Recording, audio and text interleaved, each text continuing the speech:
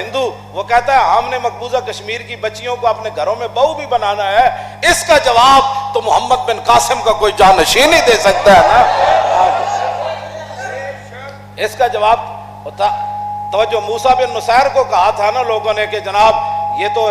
ہماری لڑکیاں اٹھانے کے لیے تیار ہیں، تو اس نے طارق بن زیاد کو بھیجا، فرمایا جاؤ۔ طارق بن زیاد نے کشتیاں جلا دی دریا عبور کرنے کے بعد، اور لوگوں نے کہا یہ آپ نے کیا کیا؟ انہوں نے کہا طارق چوں بر کنارہ اندلس سفینہ سوخ گفتن کارے تو بنگاہ خرد خطاس دوریم از سواد وطن و باز چوں رسیم ترک سبب ضرور شریعت کجا رواست خندید و دست خیر بر شمشیر برد و گفت ہر ملک کے ملک ماست کے ملک خدائے ماست۔ اے جنیاریاں گلاں جی تسی چلے ہی کوئی نہیں، تسی چلو تے صحیح نا۔ طارق بن زیاد میں کشتیاں نہیں جلائیاں، مورخین نے لکھا جدو دریا دے اس کنارے ستے ہوئے اسی نا تے خواب دیکھا تے رسول اللہ صحابہ نال تلوار پکڑ کے دریا عبور فرما رہے۔ انہیں خواب جدو دیکھے نا حضور سویرے انہیں کشتیاں میں نہیں سن چلائیاں، انہوں پتہ سی جدو حضور دریا عبور کر گئے تو اس بات دی نشانی سانو حضور خوشخبری دیتی کہ اندلس فتح ہو جائے گا۔ بس تسی چلو تے صحیح نا، پہلے دریا عبور کرنا پہندا ہے، دریا دے کنارے اپنے خیمے لانے پہندے تے پھر حضور تشریف لے آندے۔ تسی چلو تے صحیح نا مقبوضہ کشمیر وال، پھر دیکھنا کہ رسول اللہ دے جناب نظر کرم ہوندی کہ نہیں ہوندی۔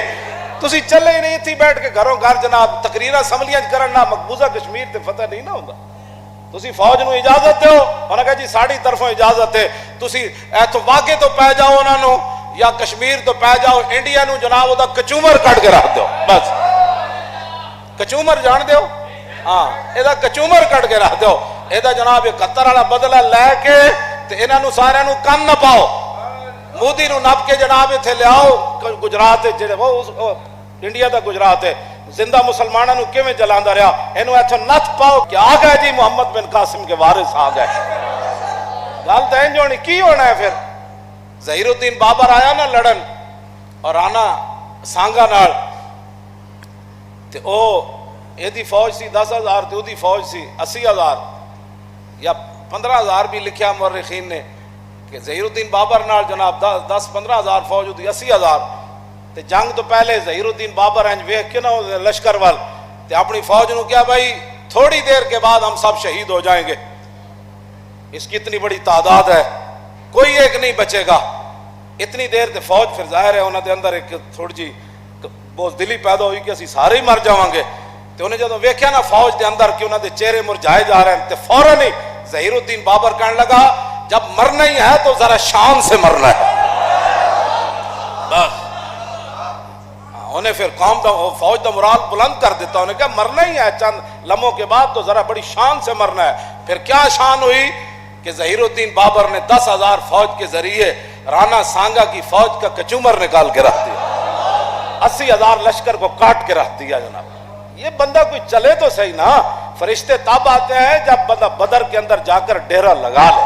ہر سوئے ہوئے فرشتے نہیں آتے، تو آئیں گے انشاءاللہ۔ آپ اپنے عزائم بلند رکھیں۔ انہوں نے کیا تقریریں تم اسمبلیوں میں کرتے ہو؟ اسمبلیوں میں تقریریں کرنے سے تو یہی خالد بن وریا تو یہ بات کرو نا کہ مودی تینوں 2 دن دا ٹائم ہے فوجہ واپس لے جا، بس تیسرے دن اسی آ رہے ہیں تے مودی پھر جناب ویکھنا